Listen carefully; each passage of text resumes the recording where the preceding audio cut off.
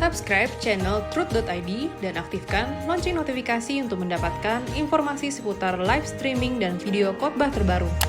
Posisi tombol subscribe berada di kanan atas channel kami dan jangan lupa nyalakan loncengnya.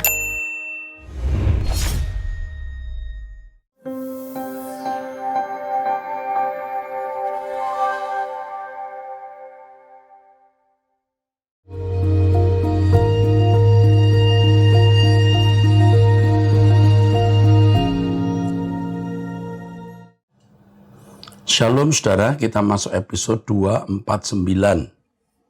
ya, dari 0812 8250 dan seterusnya. Saya ibu usia 39 tahun ya, dari seorang anak remaja laki-laki usia 13 tahun. Saya mau bertanya, Pak, bagaimana cara mendidik anak di usia seperti ini dengan cara yang benar sesuai Alkitab? Karena saya seperti kewalahan, Pak. Saya bingung karena anak saya ini susah sekali diatur. Selalu cari masalah di rumah, berkelahi dengan adiknya, tidak mau dinasehati, punya pemahaman sendiri yang selalu merasa paling benar sendiri. Bahkan kadang kalau saya diamkan pun dia tidak bisa diam. Tetapi marah-marah dan kata-katanya itu bisa bikin hati saya panas, dan tidak jarang saya akhirnya memukul bahkan menampar mulutnya karena suka kurang ajar kalau bicara. Tapi setelah itu saya pasti menangis dan merasa bersalah. Saya susah sekali menahan diri untuk tidak memukul dia. Walau tiap hari saya bangun pagi berdoa, tidak jarang saya ikut doa pagi Pak Eras. Berusaha untuk hari ini bisa lebih sabar, tetapi setiap kali anak saya ini bangun tidur dan memulai aktivitas, pasti ada saja yang diperdebatkan, sampai akhirnya kami selalu bertengkar. Tidak hanya dengan saya, Pak, dengan adiknya perempuan usia 7 tahun juga dia selalu bertengkar. Sepertinya hatinya selalu panas. Apapun bisa dijadikan dia bahan untuk bermasalah. Pak, saya khawatir dengan anak saya ini, ya. Seperti tidak ada damai sukacita di dalam hatinya. Saya jadi teringat mendiang nenek saya, bahkan ibu saya. Keluarga besar dari ibu saya itu seperti itu. Suka sekali mencari masalah dengan orang lain. Tidak bisa hidup damai dengan semua orang. Pak, apakah ada kutuk keturunan yang sampai bisa membuat anak saya seperti ini? Apa yang harus saya lakukan, Pak? Kutuk itu artinya hukuman. Ini tidak bisa dikatakan hukuman, tetapi merupakan kodrat dari anak yang mewarisi gen nenek moyangnya. Ya. Setiap malam saya selalu ada doa bersama di malam hari bersama suami dan anak-anak. Selalu saya yang pimpin, tapi anak saya ini selalu saja ada alasan untuk buat pertengkaran sebelum doa malam. Ada saja.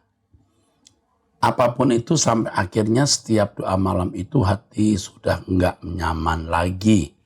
Tapi saya tetap adakan doa itu tiap hari bersama-sama. Walau anak itu marah-marah, saya tetap baca Alkitab dan doa.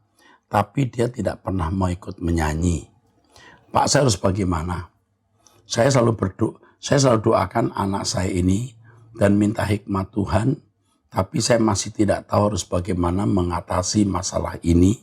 Karena setiap hari di rumah tidak ada kedamaian. Selalu saja ada pertengkaran dengan dia, dengan anak ini. Oke. Terima kasih, Pak. Tuhan selalu berkati Bapak Rohan dan mentor saya selama 15 tahun. Saya bergabung di Rehoboth sejak masih di Duta Merlin tahun 2006. Oke deh. Baik. Yang pertama, kita menerima realitas bahwa anak kita mewarisi gen dari orang tua. Ya. Itu tidak bisa dikatakan hukuman, tapi sering juga dikatakan sebagai dosa keturunan. Dosa dalam arti kodrat yang diwarisi oleh seseorang dari orang tua atau kakek neneknya. Yang pertama, kita harus mengakui bahwa kita memiliki anak yang sakit. Ya. Itu harus diterima dulu. Harus diakui, anak kita sakit. Jadi jangan memperlakukan dia seperti orang waras atau seperti orang sehat. Ya, dia bermasalah. Ya. Maka kita harus mulai mempersiapkan diri dan mengembangkan kapasitas diri untuk menghadapi dia, bukan sebagai orang sehat. Yang kedua, tidak ada sesuatu yang kebetulan. Bagaimanapun hal ini diizinkan Tuhan, dan di balik peristiwa ini ada pendidikan yang Tuhan berikan, di mana Tuhan mau ibu memiliki kesabaran lebih. Jadi jangan sampai menampar atau mengatakan kata-kata yang kasar kalau tidak perlu. Sebab kalau kita selalu keras, selalu marah, selalu kasar, akhirnya anak-anak tidak bisa membedakan mana yang prinsip, mana yang tidak prinsip. Kalau kesalahan itu kadarnya 3, ya marahlah dengan kadar 3. Ya, kalau anak itu melakukan kesalahan dengan kadar 10 lebih banyak, marahlah dengan kadar 10. Jangan salahnya 2, Anda marah dengan kadar 30. Akhirnya anak tidak bisa membedakan mana yang prinsip, mana yang tidak prinsip. Jadi jangan kasar. Karena kasar sampai menyakiti, memukul itu akan menimbulkan luka. Apalagi anak-anak sekarang usia 13 tahun sudah merasa diri sudah dewasa kadang-kadang. Jadi hindari tindakan-tindakan represif seperti itu. Yang keras, hindari. Yang ketiga, minta hikmat Tuhan. Nanti Tuhan akan memberikan pimpinan. Bagaimana memperlakukan anak seperti ini. Ya. Didoakan saja tidak cukup. Didoakan tetapi harus memiliki treatment yang tepat, dan di sini ibu dituntut melekat dengan Tuhan lebih lagi. Ya. Saya khawatir keluarga ibu belum menghadirkan suasana firdaus sehingga anak kita memiliki tindakan seperti ini. Tetapi baiklah, semua sudah terjadi. Sekarang ibu harus memiliki kesungguhan untuk melekat dengan Tuhan guna memperoleh hikmat menghadapi anak ini. Lalu yang terakhir, percayalah bahwa Tuhan akan memberikan jalan keluar. Kalau kita sudah maksimal, di luar kemampuan kita, Allah bertindak. Tunggu tindakan Tuhan tersebut. Tapi tentu saja orang tua harus tetap membimbing, menjadi teladan, dan di hati kecil anak ibu akan melihat kemuliaan Allah dalam diri ibu. Ya, suami istri harus tetap rukun, doa diadakan, ya. Tapi jangan memaksa. Jika ada waktu di mana anak ini tidak sedang marah, ajak bicara dari hati ke hati. Ajak dia bicara pada waktu tenang, bukan pada waktu dia marah. Kesukaan dia apa? Misalnya dia suka makan bakso, ajak dia makan bakso, lalu bicaralah dari hati ke hati. Mungkin tidak perlu ada adiknya yang usia 7 tahun, atau mungkin juga tidak perlu ada papanya. Mungkin dia tidak bisa terbuka, ibu dengan anak ini.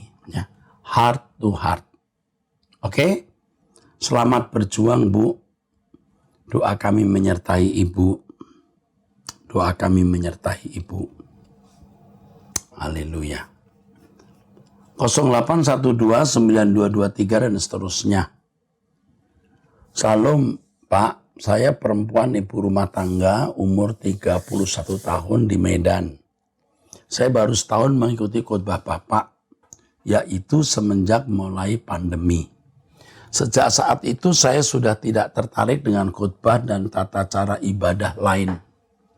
Sebelum saya karismatik gereja, ya, satu gereja, ya, tidak mudah mempraktekkan segala ajaran Bapak. Oh, sebelumnya saya karismatik di gereja GB, begitu ya. Tapi semua ucapan firman yang Bapak katakan begitu meneduhkan. Jadi khotbah Bapak tidak mudah dipraktekkan, tapi semua ucapan firman yang Bapak katakan begitu meneduhkan dan meyakinkan hati saya bahwa itu adalah ajaran yang paling benar. Walau 2% dari 10% yang harus saya lakukan. Ya. Masih 2% dari 10% yang harus saya lakukan. Oh, maksudnya 2% dari 10 ya.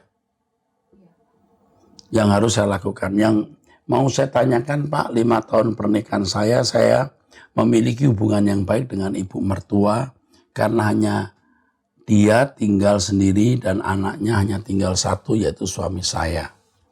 Dari dulu dia begitu ingin kepo terhadap rumah tangga kami.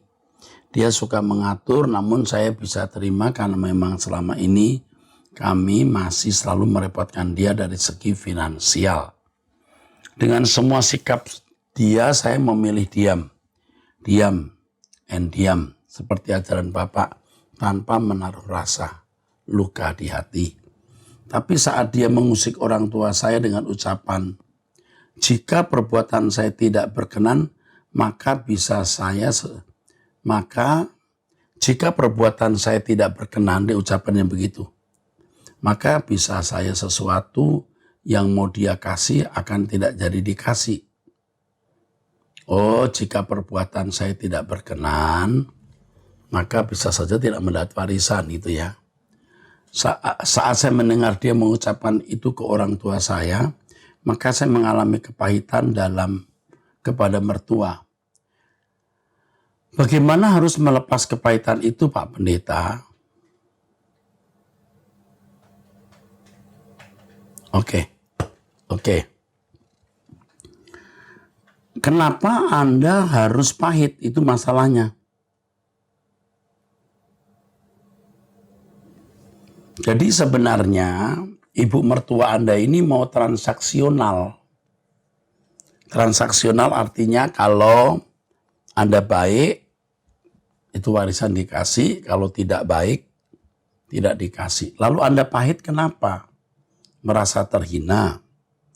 Kalau Anda merasa terhina dan tersinggung berarti Anda ini sombong, angkuh. Anda harus tetap baik kepada mertua karena dia orang tua suamimu. Tetap baik, berusaha berkenan bukan karena warisan, tetapi karena Tuhan. Memang sepatutnya terhadap mertua harus mengasihi seperti orang tua sendiri. Itu. Yang kedua, mertua Anda ini kan punya latar belakang tertentu. Anda tidak bisa mengenakan ukuran baju Anda ke badan dia. Tidak bisa. Dengan usia demikian telah terbangun cara berpikir, ya, gaya hidup yang sudah permanen. Jadi Anda sebaiknya tidak berusaha mengukur dia dengan ukuran badan Anda atau ukuran Anda. Tidak bisa. Untuk ini saya menganjurkan Anda belajar lemah lembut. Ya, Anda masih muda, usia 31 tahun ya. Belajar lemah lembut. Lemah lembut itu artinya menerima orang lain sebagaimana adanya, tidak menuntut orang menjadi seperti yang Anda ingini. Ya. Memaafkan, mengampuni. Anda tidak rugi dan mertua Anda ini mungkin tidak lama juga hidupnya. Jadi baiklah berusaha untuk berkenan, berusaha melayani bukan karena warisan tapi karena Tuhan. Dan hal ini akan bisa sangat mendewasakan Anda. Akan sangat mendewasakan kamu. Ya, ibu muda akan sangat mendewasakan kamu. Suatu hari kamu akan bersyukur memiliki mertua seperti ini karena Tuhan memakai dia untuk mendidik Anda, untuk mengubah Anda. Puji Tuhan. Ya, saya kira itu saja. Selamat berjuang. Jangan harap masalah ini cepat selesai. Tidak akan cepat dan mudah.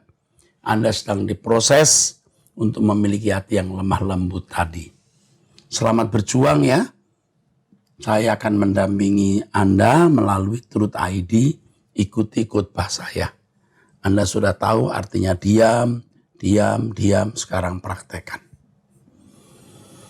Ya, bukan diam dendam ya, diam mengampuni, diam mengasihi, karena Tuhan yang akan menilai dan memberi reward. Nggak usah mengharapkan warisan. Kita memiliki warisan yang jauh lebih berharga di langit baru, bumi baru. Oke, 0821 2555 dan seterusnya. Saya usia 29 tahun, perempuan dari Medan. Makasih banyak Pak sudah mengasihi kami dengan membagikan kebenaran yang mengubah kami. Dulu saya cari kebenaran sampai dengar khotbah banyak gembala, tapi nggak ada yang ngajarin soal keselamatan seperti itu. Semua pada bilang kalau nggak terima Yesus, mau sebaik apapun masuk neraka. Jadi saya berduka karena punya teman-teman yang di luar Kristen yang akrab dengan saya, dan mereka orang-orang santun, tapi kok ujungnya ke neraka. Lebih parahnya, saya lihat orang Kristen sekitar hidup tidak senonoh, tapi selalu ngandalin salib, jadi bisa tetap masuk surga. Dulu saya nggak tahu kalau surga itu tempat luas dengan tatanan yang sempurna, dan neraka belum ada sekarang, tapi nanti. Dulu saya nggak ngerti soal setan, apalagi soal corpus delicti, dan banyak lagi pengajaran Bapak. Gara-gara tak paham hal-hal seperti ini, jadinya suka salah paham sama Tuhan. Untung nemu Truth ID, jadi saya bertobat dari semua kemelesetan saya. Wah, ini luar biasa, ini pinter ini. Dari tulisannya ini cerdas Anda ini. Andaikan saja semua pengajaran Bapak dijadikan pengajaran utama di gereja-gereja, pasti lebih banyak corpus delicti yang dihasilkan, dan orang Kristen yang tidak berpendidikan seperti saya ini bisa hidup makin sempurna dalam konteks hidup masing-masing. Tuh, pinter. Ini cerdas ini. Anda ini cerdas.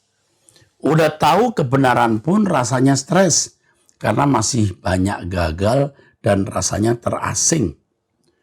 Orang lihat kita kayak lihat makhluk gaib, terkesan selalu sok suci, bahkan ada yang bilang saya ini tidak menghormati pengorbanan karena ditambah-tambahin dengan perbuatan. Bagus ya. Saya juga dituduh begitu, seakan-akan salib Tuhan tidak cukup. Salib Yesus itu cukup, tapi bagian kita juga harus dipenuhi. Jadi tidak otomatis percaya salib Yesus kita ke surga. Kita harus mempercayai itu dengan tindakan. Tapi biarlah yang penting nanti selamat. Bulan Januari lalu adik saya yang umur 18 tahun yang bertobat dengar SK ngajak teman-temannya untuk ibadah di rumah. Dan kami belajar tentang keselamatan yang Bapak ajarkan. Saya bagi aja pengajaran Bapak dan saya masih ingat ekspresi mereka saat belajar tentang bagaimana orang Kristen harus sempurna karena nanti akan jadi bangsawan surgawi. Mereka kaget dan bilang, waduh, payah sekali maksudnya. Hehehe. Tapi sedih karena papa kami belum frekuensi,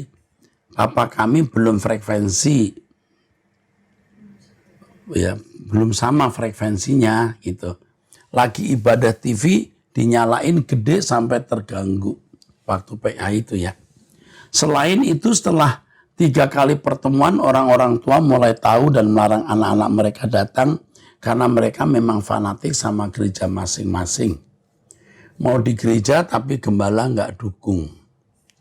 Akhirnya kami belajar masing-masing di rumah. Saya bagikan khotbah-khotbah Bapak ke grup WA tiap minggu untuk mereka dengan harapan mereka bisa bertumbuh jadi corpus delictinya Tuhan. Untunglah di kampung jaringan sudah bagus, jadi akhirnya dari bulan 1 kami sekeluarga berlima ibadah di rumah lewat Truth ID. Karena di gereja tidak ada satu minggu pun di mana kita mendapatkan makanan rohani untuk bertumbuh.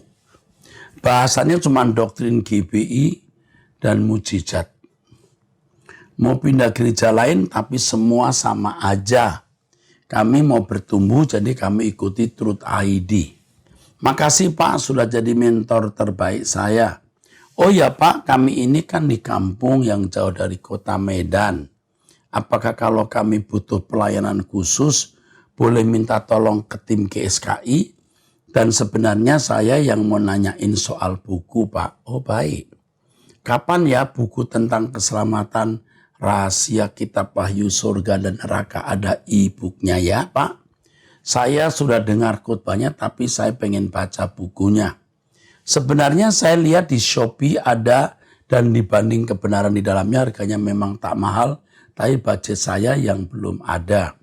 Biasanya e-booknya lebih terjangkau, hehehe. Nanti kalau ada uang saya beli bukunya juga, kan diwariskan juga. Maaf Pak, ini berkepanjangan, we love you Pak, Tuhan Yesus memberkati.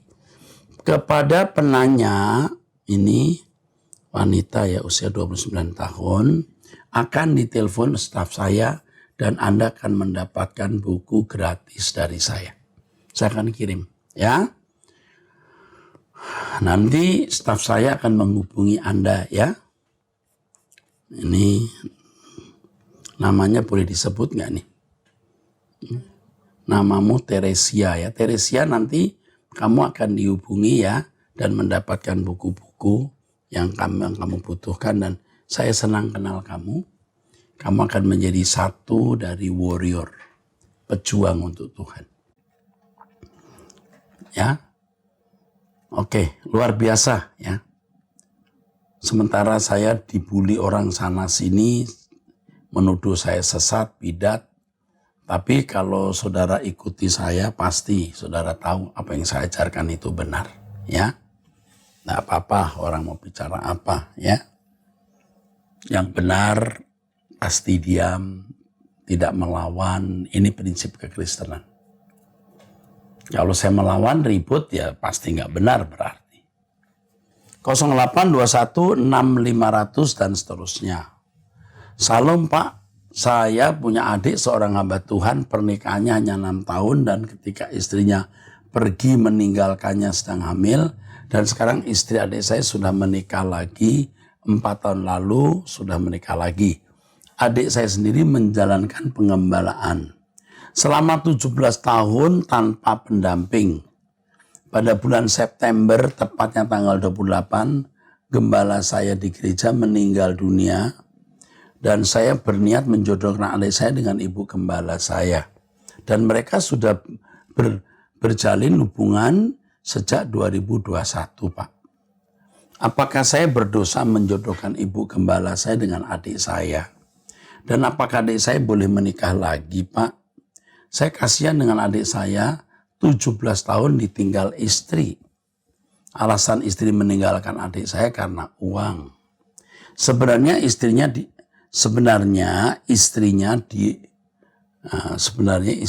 dia mau kembali. Oh dulu mau kembali tapi dengan catatan adik saya harus meninggalkan pelayanan. Adik saya melayani di GPDI, notabene pendetanya tidak bergaji. Dan pada waktu mereka baru menikah, adik saya masih merintis pelayanan. Saya menganjurkan untuk berpikir ulang pernikahan kedua ini, baik bagi adik Anda maupun bagi ibu gembala. Kata maupun saya ganti ya, apalagi ibu gembala. Saya itu tidak tahu umur adik Anda berapa. Kalau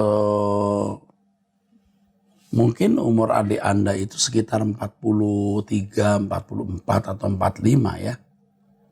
Masih muda, tapi ibu gembala Anda usianya berapa? Jadi saya tidak bisa menjawab. Tetapi dari pengalaman hidup, kalau adik Anda tidak menikah itu lebih fokus untuk pelayanan dan itu indah. Kalau ibu gembala ini menikah, saya melihat kenyataan di beberapa pengalaman wibawa karisma Ibu Gembala menjadi berkurang.